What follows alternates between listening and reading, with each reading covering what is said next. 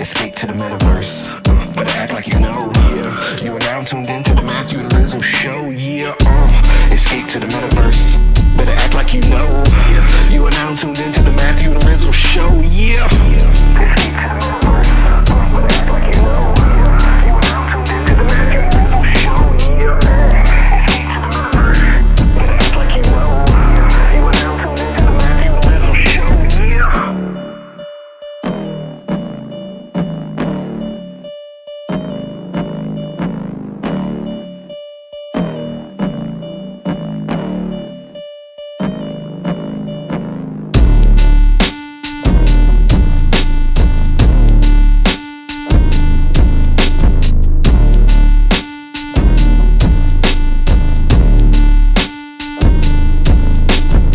Happy New Year. Cool. Happy New Year, Mars fam. This is Matthew, aka Nifty Time, back with my dude Rizzle for the 2023 installments of the Matthew and Rizzle Show. I'm going to hit the ground running this year. We have a bunch of stuff to talk about. Rizzle's fallen down a couple different rabbit holes, like the free Manifold Mint rabbit hole, the AI art rabbit hole. So yeah, dude, just wherever you want to start, let's kick it off and get into it. Dude, this is what happens when I like step away from the normal stuff that I do. I just like, become completely obsessed with something else that I've managed to like have time to dig into that I wouldn't have otherwise. Yeah, dude, I know you had some comments on like the Manifold links and the difference of the tokens, and I share some similar opinions on that, and would love to dive into your thoughts on that. But as a whole, man, these free Manifold drops that I just feel like these things aren't going to happen very often, like moving forward. We're in like this great combination of like bear market where really dope artists aren't selling a ton of content, so they're like willing to throw down these free Manifold claims from like artists that I've always wanted to collect but never just like was able to find the money or whatever. So I don't mind getting like a 1 of 1,000 or something if I finally get to sort of check a box in my collection from an artist who I've wanted to collect for a long time. And I'm like, dude, I've never seen anything like it, man. It feels like we're in some sort of like great combination of elements that's like spawning this sort of like art renaissance where like the market is just like flooded with like awesome shit, dude. There's like so much cool stuff out there, and I'm like, if the gas prices weren't what they are now, like it would be cost prohibitive for like this to occur and for people to participate in. And remember the whole thing with gas prices, man, that just sort of like slowly fizzled out and dipped off everyone's radar. And now I'm like, for between like $1 and $3, depending on gas fluctuations, I'm just like whacking mint when these things pop up. And to be, totally frank, in the back of my head, I completely, have this idea that, some of these I'm punching lottery tickets. They're like cool art, but I haven't heard of these artists necessarily. And I know they're trying to like, get in on this like sort of free Manifold heyday. But I've sort of been known for this in the past in terms of just like when the market has the right combination of things, just like massive hoarding and accumulation of like cool stuff that I see out there. And so it's been fun, man. Honestly, I feel like for very little overhead, I've been able to scoop up a ton of like really, really awesome art just as someone who appreciates art, and feel, again, not financial advice, but feel like confident enough that like, I'll be able to make my gas money back on a long enough continuum because I've just accumulated too much awesome stuff, and that's the way the market works. I'll eventually make, $20 back to cover the last 10, I think. But, honestly, if not, again, dude, I'm like checking boxes of like artists and people who I've always wanted to scoop from. So yeah, man, that's one of the two major rabbit holes that I fell down hard over the holidays. Yeah, the no or low cost Manifold mints, and honestly, not just Manifold mints, even on Nifty Gateway, no and low cost mints have been a huge lure for new participants in the space, or like existing folks who want to collect from artists that they may not have been able to collect from in the past because of just like price and whatnot. It really is a game changer, and it's so easy. Literally, if you don't have a MetaMask and it's like an on-chain Manifold, no, or low cost mint, easy enough to set up a MetaMask, like, you know, that you can like maybe charge with a little bit of ETH and get going there. I mean, the ability to charge ETH now is also super, like, way easier than it was in the past. And clicking mint is like dangerously easy. Same thing on Nifty. Just, you don't even need a credit card or anything at that point. You just set up an account and boom, like mint a low cost or no cost mint. It's awesome. But at the same time, one of the things that I've been looking at is like, okay, well, how are they doing the it's in particular no cost mints? Obviously they're using like 1155s to do this because it's so cheap from an artist perspective to mint these. It's barely any cost there versus particularly on chain with how they have set up like their 721 mints. Like 721 mints have real mint costs associated with them. They're doing like 1,000 edition mints, then it's going to be really expensive. Nifty Gateway, not so much. We can mint like 10,000 721s for like less than $80. It's like super, super cheap on our end, but obviously we have a little bit of extra magic that we're working with. But the 1155 trend's interesting. And it's a little worrying outside of like the positives of like onboarding new people to the space, because I'm seeing like more established artists not do no or low cost mints, but do mints that are like not cheap. I'm talking like more than half an ETH up to an ETH and then minting using 1155s. And it's just sort of a signal to me that folks may, on the artist side and collector side as well, may not know what they're getting into when they're collecting these, especially if there's like an expectation of profit or being able to flip these things, because like there are pretty key differences between 721s and 1155s. The most noticeable one is that 1155s effectively are just like generic signed posters. Each one is identical with the other of a particular set, versus 721s, which are like signed editioned prints where they'll have the unique edition number. So if there's a series of like 100 editions for 721s, it'll be like 1 of 100 versus 1155s, which will just be the same. There's one token ID and then a bunch of like copies associated with that. And that part may not seem major until you think about the provenance. So like, for example, like 1155s, let's say you sell or have a no cost or low cost or expensive mint for 1155s, Vitalik and Satoshi and a bunch of other like really famous people scoop at your 1155.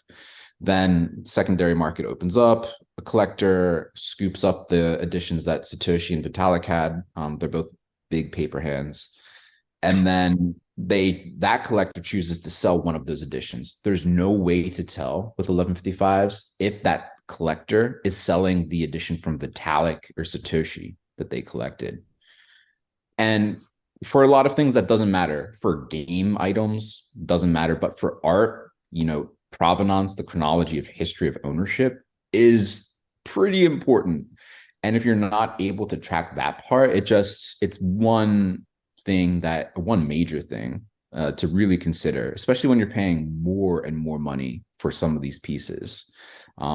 Again, it's great at the low end. Like there's a lot of value in making something really accessible or easy to trade, especially on the builder side, easy to work with, to develop like marketplaces or order books around, which 1155s really open up in a big way on the developer side. But there's like these non-trivial trade-offs, and a lot of artists are like, oh shit, I didn't fucking know that about the provenance thing. Or even like on the tech side of things, minting 721s, thinking that like Manifold provides like burn support for them when in fact they don't.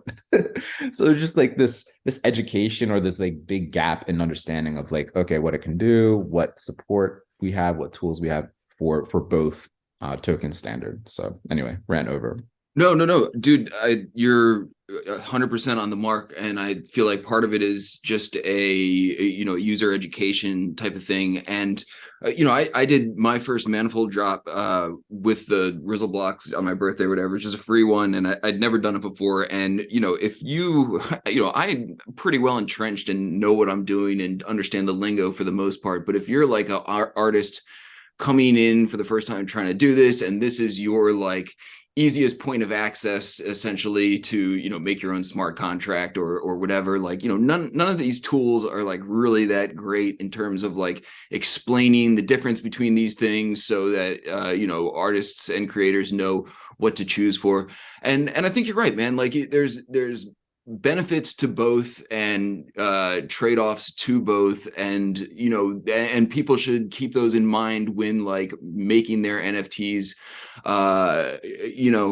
and how that's going to play out, in terms of, and I feel like 1155, man, and you're putting something out there that the goal is to get it in as many people's hands as possible. It's cheap. Yep. It's essentially as close as you can get from free to mint, and you hope that people know what they're getting. But I feel like if that's your play from an artist standpoint, then like that's sort of what they're built for. And then man, if you're doing something serious, you want to keep it on a little bit more on the Providence side.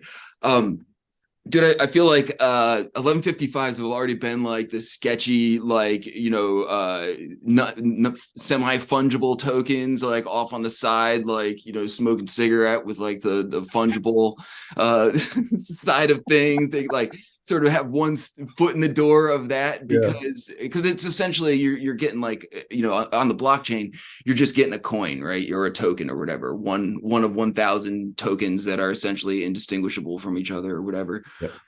And if you don't care about that, cool. In terms of some of these drops and everything, I'm like, dude, I don't care. Like, I'm not going to be able to scoop an edition from this artist on any token unless it's like one of these free drops or whatever. So I'm just grabbing shit. Dude, one of the things that hurt my obsession is I saw this post from Metageist, who turned me on to this site called mint.fun. And I have no affiliation with them. It's spelled exactly like it sounds, mint.fun. And it's cool, man. It like has some tools that I feel like I've been asking for and begging for forever, and didn't even know this thing existed. But one of the cool things it does that got me sucked in is it aggregates a lot of these current free drops that are going on across like multiple platforms. So even if it's not on Manifold, you sort of get a peek on like what everyone else is minting and what percentage it's minted through and everything. And it's just, in this sort of like free mint heyday, it's kind of interesting to just sort of, I'm like a closet stat person, and I love like numbers and shit, and just to sort of see how this thing is like playing out across the board. But the other thing it does that's really cool is that it aggregates all of your NFT offers across multiple marketplaces. So you can go into your profile and it'll show you all your offers on all your NFTs from like a whole bunch of different marketplaces that I would never even like think to check or care to check or have time to check in the first place. So I'm sure it's not like all encompassing on either one of those aggregators. It's probably like totally impossible, but I'm like, dude, finally, this is like a glimpse of what I feel like the direction we really need to be moving towards, where we're not like leaning on one platform, dominance. We've got like tools to use all of them simultaneously and sort of pick and choose the pros and cons from each one. So I've been having a good time, like just sort of fiddling around with that site. So shout out to Metageist for throwing me down a rabbit hole unintentionally. This is really interesting. I'm just checking it out right now. I hadn't heard about it until you mentioned it, actually. It's pretty cool to see some of these stats. One kind of thing that pops up in my mind, like on the free mint side, you just found it too, but is there any potential risk for collecting like a scam NFT that like when you collect it, it just kind of like exposes you to like unlocking the contents of your wallet? Like when you get a scam NFT from in your OpenSea account, and then you try to sell it, and then all of a sudden like all your NFTs are gone. Any fucking risk factors there, or is it just the Wild West and we're like, it's a pretty good tool, use it until we Use think until there's you a get reason not burned. to. Yeah, man. I think it's sort of like that, at least for me, man. I'm, somewhat cavalier with some of these things, probably not in a good way. Once I see a few people that have, been leaning on these sites and everything, I'm also super paranoid, man. I don't like really click through things that I am not pretty confident that aren't gonna rug me or whatever.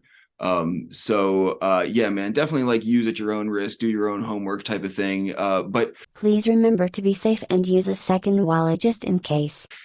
from a purely like informational standpoint, I don't think you need to sign off on anything sketchy to be able to like, look at your activity across other marketplaces and everything. But yes, please don't please don't listen to me and get wrecked. Yeah, but I mean the aggregator, I think that direction is where the space needs to go. Like better aggregation tools. Totally different subject, but last night I waded into a really fun conversation that WG Meets kicked off. He was talking about like shady collectors and stuff like that, and it devolved into kind of like thinking about like the first interaction between collectors and artists, like in a negative way, like that sort of birthed the trash art movement.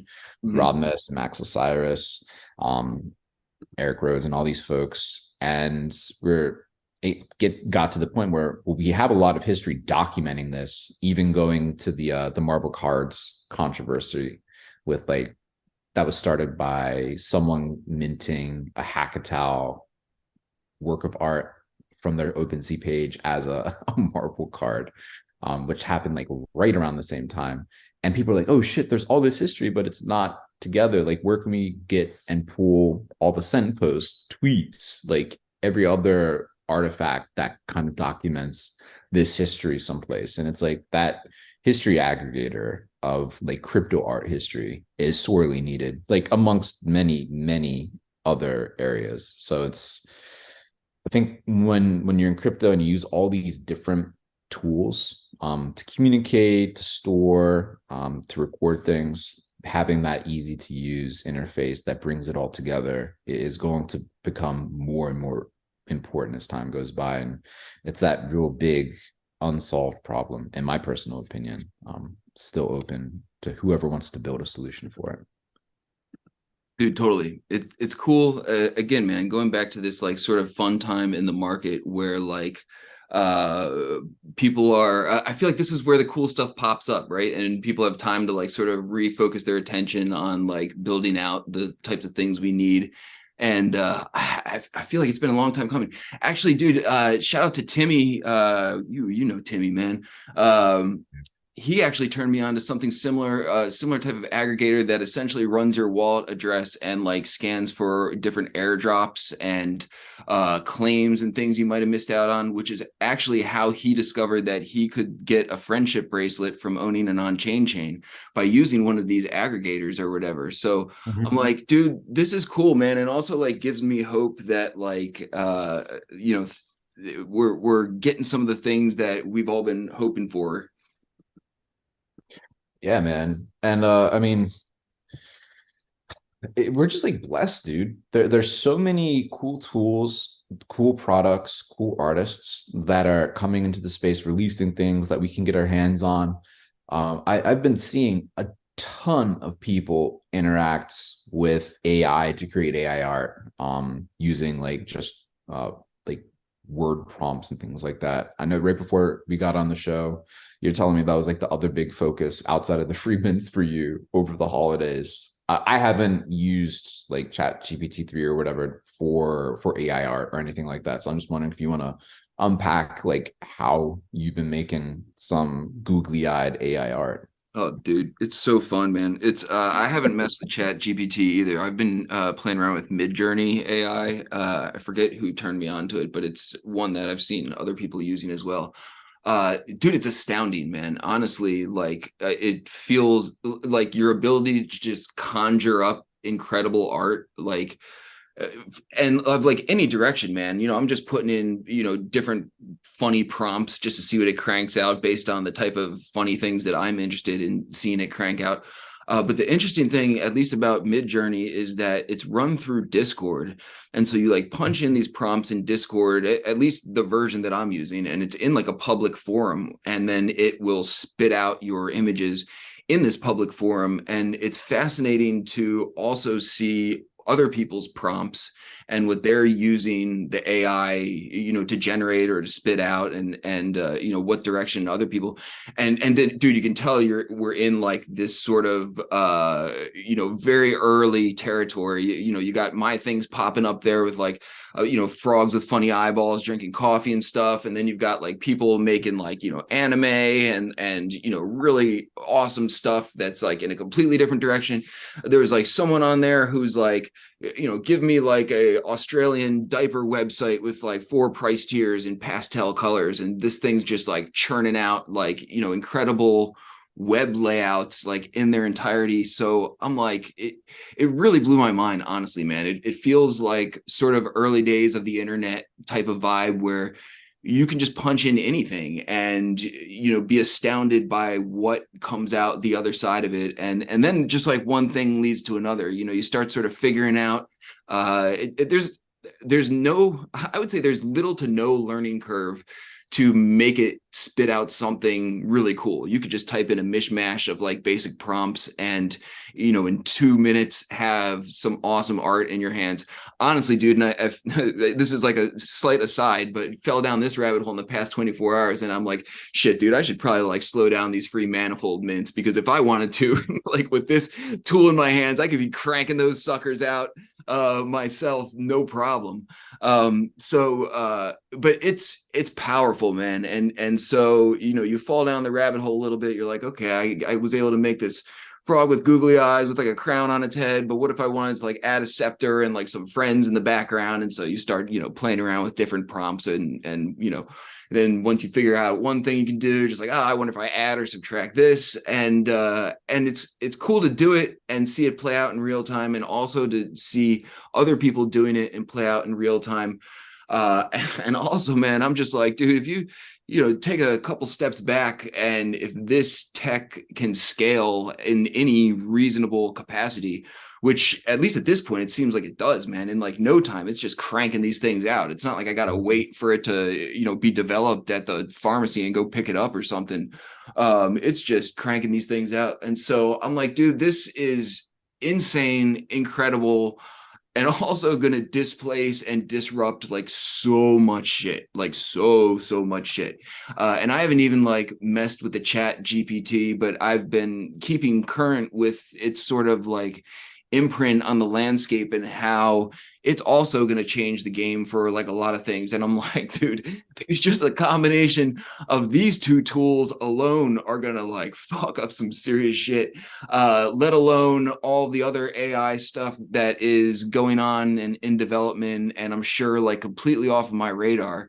So the whole thing is just fascinating, man. But I you know, I'm like, in the back of my head today, I'm like, I wonder if I have like some time in between calls where I can like hop back on the thing and churn out some prompts or whatever. But it's easy to get sucked in, and then you get distracted. You're like, all right, one more frog picture.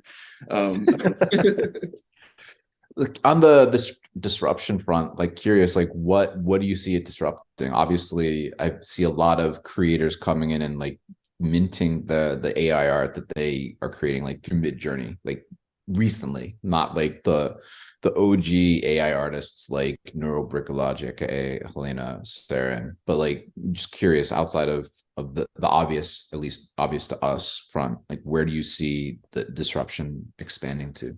Oh, dude, I think like, and you know, people can correct me if I'm wrong, but I'm like, dude, like this mitigates the purpose for ever having to hire a graphic designer for like fucking anything, man. Like I'm sure there will be, you know, a need for, you know, high-end graphic designers to do like custom stuff. But I'm like, dude, if I wanted to whip up a website for like anything, I'm not a graphic designer, man. I don't know how to do shit. I need to like lean on someone to make, you know, all the stuff. Otherwise, I got to work with my janky like screenshot chopping skills to put something together. But with this, man, you can just punch some things in there and it will like, make the whole thing for you like a billion times better than you would have ever done or like likely found someone to do. And also in like a fraction of the time. So I'm like, Yeah. dude, if I needed to make like a fucking logo for something or and any graphic, anything that you need to whip up, just like a funny picture for a tweet or anything, man. And so like not only what it's going to displace, but it's also, I feel like, going to allow this like flood of creativity. I think it was Hawkward who like made some interesting post about how like, this is also, despite it maybe, or not maybe, like sort of infringing on, territory that artists have historically held as their own.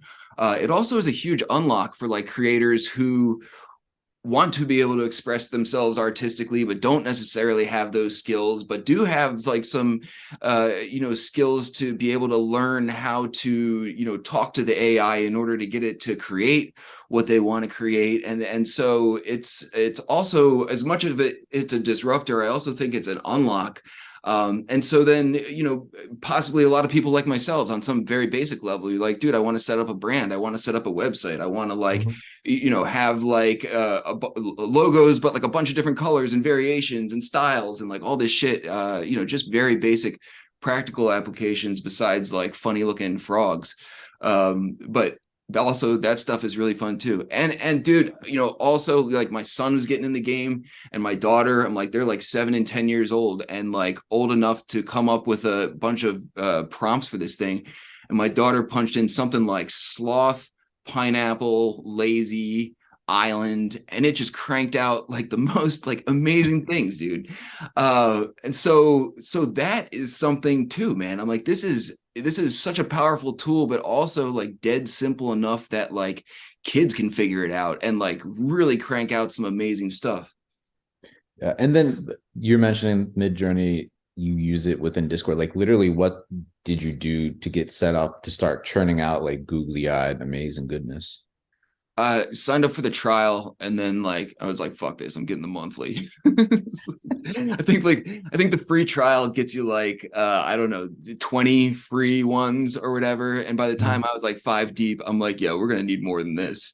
Because my wife was getting in on the action and we're all sort of like just sort of seeing what it spits out.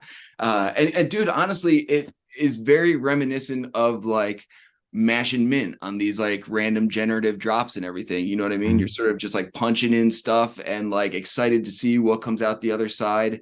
And then, one thing leads to the next and everything. So, but it was, it's aside from being completely fascinating, it is like legit fun and was cool to see, other members of the family like getting in and excited about it, like without me trying to drag them into it and be like, yo, you should check this out. This is very interesting, or like, whatever. That's awesome, dude. You want to talk a little bit about the WIP this week? And honestly, I mean, the WIP is hitting its 3-year anniversary in January. Like back 2020, like second, third week of January was the first official, like real WIP. It had like an earlier unofficial WIP moment back in 2019 in like December. But yeah, 3-year anniversary coming up. First WIP back from vacation this Thursday. Details for the folks? Pretty crazy, man. 3 years seems like 30 around here. But also if you frame it like you've been doing this since like basically 2019, early 2020, it's pretty nuts to think about. Dude, we got fly frogs in the house. We're gonna do some live tadpole breeding. We've done it a couple times in the past. Dope community member Digga, who is also a frequent WIP attendee and part of the Monoverse Advent Calendar crew and big frog holder, is going to volunteer to prostitute some of his frogs and to our audience. And we will select, we'll pick some audience members to select the chosen frogs, and we'll see what tadpoles come out the other side and give some tadpoles away to the audience and everything. And it should be fun, man. We got, and we're going to be trying to do like a metaverse play here. We'll be back in the Bob Ross parody land, Fromosville.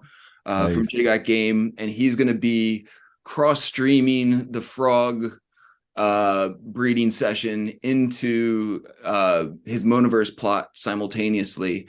And then we're going to take a quick field trip afterwards and show you what Fractilians and I have been working on, which has been awesome, man. We've been doing this beginners blender class, which has been really fun for me. Again, like another tool that I'm sort of, I don't even know if you can call it learning how to use, man. I'm like goofing around with it. But what's fun is, man, we've had a few people in there when we've done these classes, and we make a bunch of weird stuff based on the things that she's given us. And if I don't know how to do something, I just like, ask for suggestions or advice, or tell them to see if they could do this thing for me. And then by the end, she drops it in the world, and we can like go jump on it or like play on it or whatever. So it almost doesn't matter like how messed up or weird of the thing that we create are, and it's pretty fun afterwards to just plop them in. And so this world that she made, let's break things, has been like a constant evolution of these like strange things that we've created in class, and just keep dropping them into this world, and we're just going to keep sort of piling on those things. So quick field trip over there. Fabiano and his wife Patricia have another wearable drop for us. So I think this time it'll be a guest book signature, but big shout out to them. That'll be dope. And it should be a good kickoff, man, with plenty of the fam in the house. There we go. Classic WIP. A lot of fun moving parts. Super excited for that. Fromaville is like one of my favorite builds in the entire metaverse. I love that place. Awesome. And dude is so enthusiastic about it and us being there and everything. It's like great vibes. No, like whenever he retweets like our last visit there, it's just like a trip down memory lane. And honestly, that's the sort of like enthusiasm and energy that you want to see, that helps like infect other people with curiosity to come in, kick the tires and see like what happened the first time, and like have that potential light bulb moment themselves. Like, oh shit, like you're forming metaverse memories together with people that they will also remember. And anyway, they don't need to keep repeating myself on that point, but really excited for Thursday. Awesome, man. And anything else on your end you want to give a quick shout out to or dive down into before we wrap up? Probably, man. Probably overlooking things, but it's good to be back, dude. The WIP and the podcast are such like a anchor point throughout the week for me, and have been for years. Obviously, been doing both of them for 3 years or more between the two of them. So it's good to be back, man. It's fun, and I'm looking forward to it. Hell yeah, brother. Me too. Cool. Sweet. We'll see you on the other side at the WIP then, brother. Yeah, man. Later, dude. Peace.